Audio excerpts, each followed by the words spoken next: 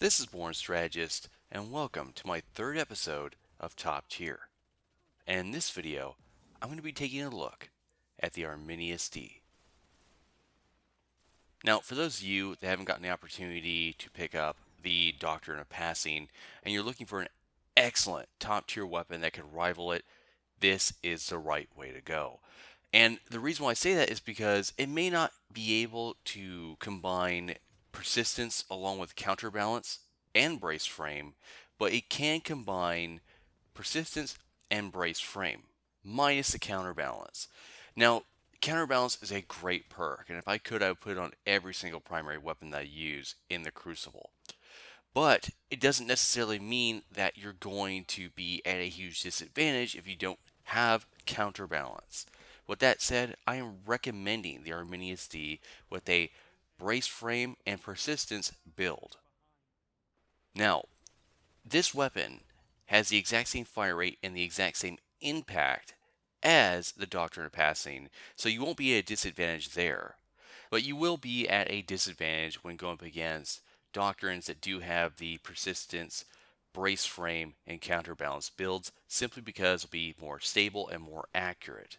And since you can't have persistence and counterbalance at the exact same time on the Arminius-D, you will be at a disadvantage there. However, there is an advantage to having the Arminius-D is that you do gain the additional magazine increase. But even though you do have that additional magazine capacity, I still would prefer the counterbalance simply because it does make it more accurate and more consistent, and therefore easier to use in competitive Crucible matches. So for those of you that are having a difficult time getting access to the Doctrine of Passing, or you just don't have time to put together a team for Trials or Osiris, or you just want to go ahead and get something as a close equivalent without going through all that hassle, then this is the ideal weapon for you.